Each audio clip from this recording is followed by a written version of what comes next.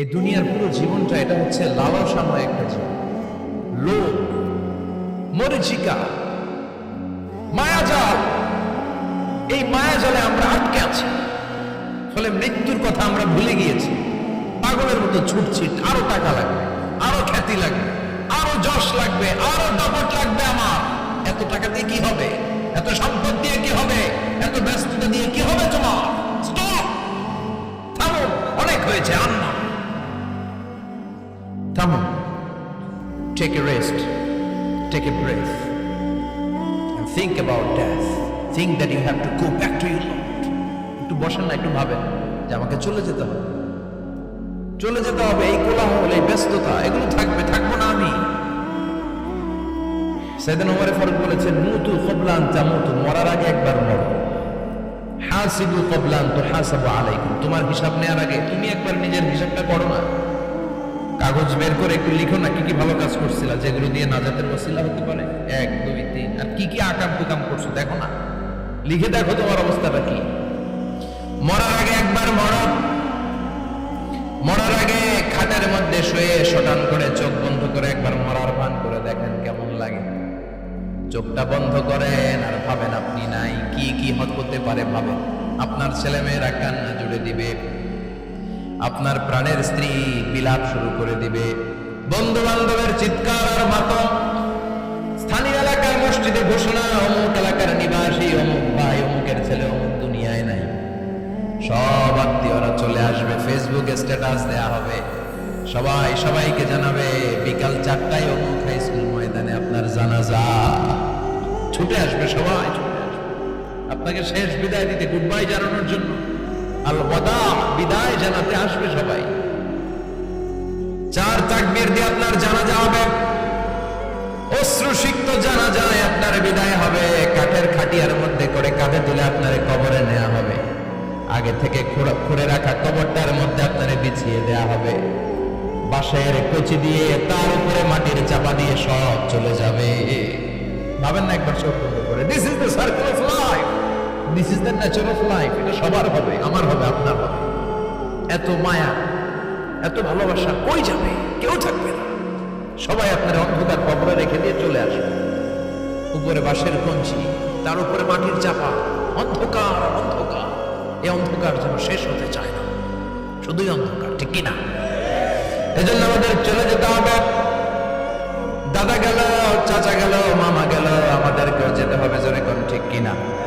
একদিন মাটির ভেতরে হবে ঘরে মন আমার, কেন বন্ধ দালান ঘর, প্রাণ পাখি উড়ে যাবে পিঞ্জরা ছেড়ে।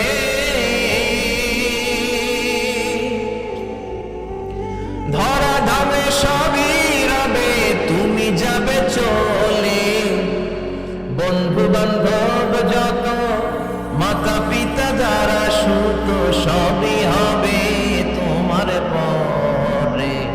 মন আমার কেন বন্ধ দালান ঘর, একদিন মাটির ভেতরে হবে ঘরে মন আমার, কেন বন্ধ দালান ঘর, ঠিক কিনা?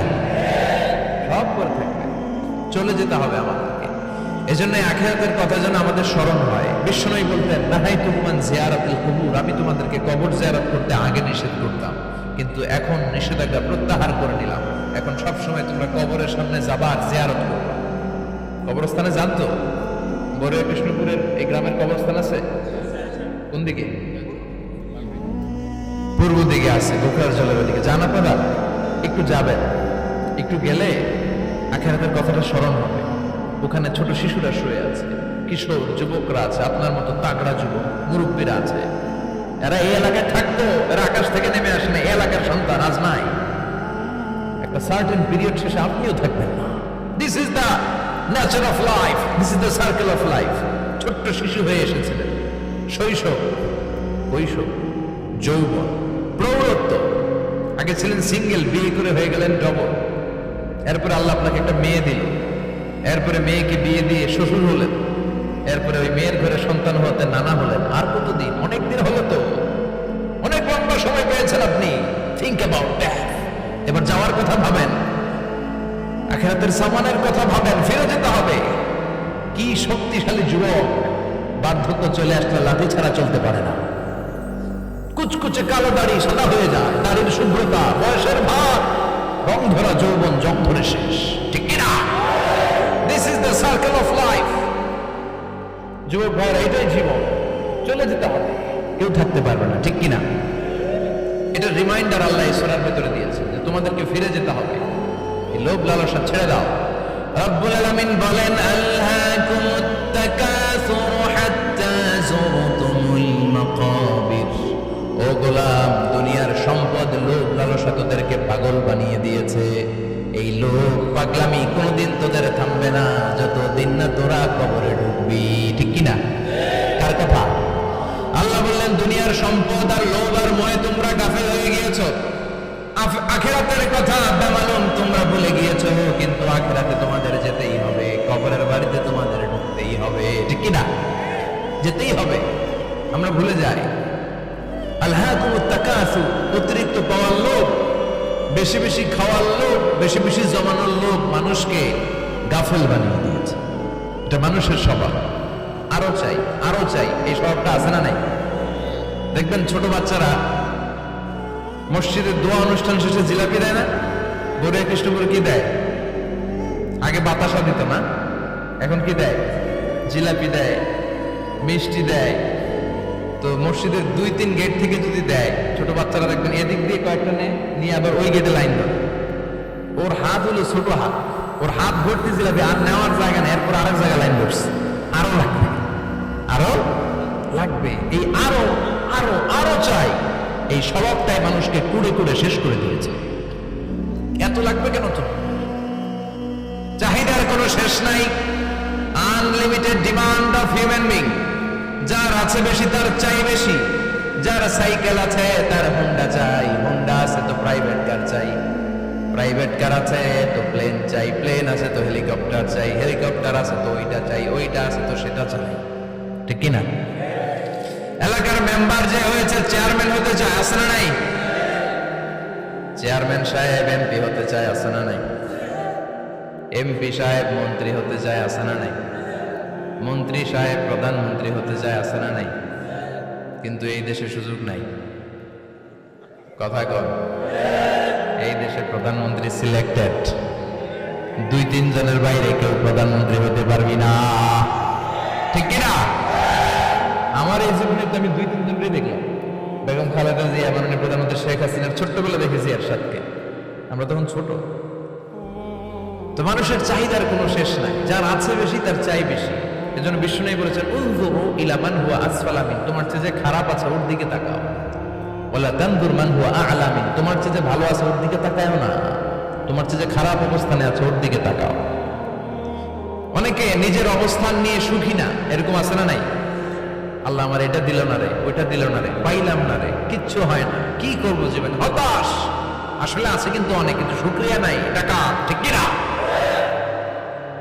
নিজের অবস্থান নিয়ে সুখী না, কিন্তু অনেক লোক আছে তারা আপনার অবস্থানে পৌঁছতে চায়। তাদের দিকে তাকিয়ে দেখেন, আপনি যে অবস্থানে আছেন এই অবস্থানে পৌঁছাটা অনেকের কাছে স্বপ্ন। তারা প্রতিনিয়ত সংগ্রাম আর স্ট্রাগল করে যাচ্ছে আপনার অবস্থানে পৌঁছতে, আর আপনি এটা নিয়ে সন্তুষ্ট না। শেখ সাদির নাম শুনেছেন? বালাগাল উলা কাশাফাদ দুজা, এই কবিতাটা রচয়িতা, ইরানের বিখ্যাত এক কবি। উনি একবার আর্থিক সমস্যার মধ্যে দিয়ে সময় কাটাচ্ছেন, টাকা নাই, পয়সা নাই, পায়ে দেওয়ার মতো জুতা নাই। উনি খুব দুঃখ পেলেন, হায় রে, আমি ইরানের এত বড় কবি, আমার পায়ে দেওয়ার মতো জুতা নাই। দুঃখ ভরা মন নিয়ে রাস্তায় হাঁটতে বেরোলেন। হাঁটতে হাঁটতে হঠাৎ দেখলেন একটা লোক শুয়ে শুয়ে কাঁদছে, ওই লোকটার 2টা পাই নাই, পাই নাই।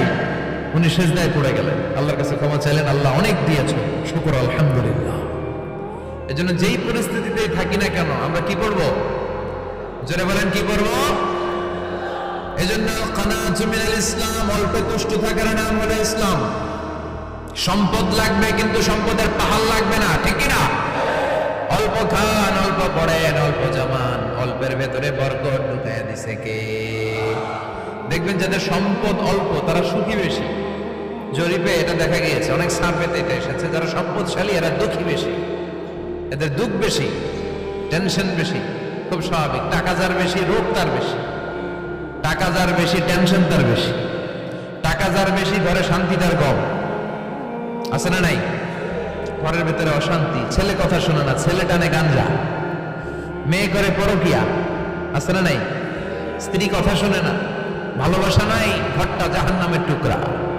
রোগ বালাই, এক একটা হসপিটাল বিল পরিশোধ করতে মাসে 5 লাখ 10 লাখ। আছে না নাই? কিছু খেতে পারে না, ডাক্তার একেবারে ডায়েট মেনু বেঁধে দিয়েছে। Diet, very diet menu. এটা এটা এটা এটা কিছুই খাবেন না, শুধু গরু খাবেন না, খাসি খাবেন না, চিংড়ি খাবেন না, খালি ঘাস খাবেন। ইচ্ছে মতো ঘাস খাবেন, মানে ঘাস জাতীয় যত আইটেম আছে সব খাবেন। শাক খাবেন, সবজি খাবেন, সালাদ খাবেন। গরু, চিংড়ি, মুরগি, গোশত, ইলিশ কিছু খেতে পারেন না। তাহলে রোগ বেশি, খাওয়ার মজা নাই, ঘরে সাংসারিক শান্তি নাই, খালি বেড়া মার বেড়া। ঠিক কিনা? কিন্তু সম্পদের পাহাড় ঘটেছে। আর অল্প যারা খায়, অল্প পড়ে, রিক্সাওয়ালা, কুলিওয়ালা, অল্প বেতনের চাকরি, কিন্তু হক হালালি মেনে চলে, দেখবেন শান্তি আছে অনেক। হ্যাঁ, বাসা ভাড়া দেয়, ফ্যামিলি চালায়, বাচ্চাদের স্কুল বিল, এরপরও মাস শেষে 1-2 হাজার টাকা হাতে থেকে যায়।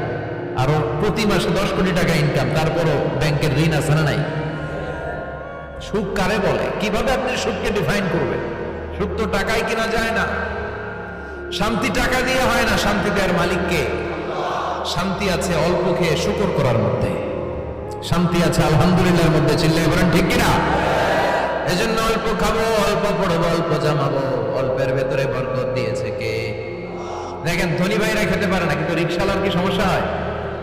রিক্সাওয়ালারা সব খেতে পারে। কুলিওয়ালা, দিনমজুর, এরা একেবারে স্লিম, সুঠাম দেহি, মেদহীন পেট, পেটে কোনো মেদ নাই, ভুড়ি নাই। আর কোটিপতিদের মেদ আছে না নাই?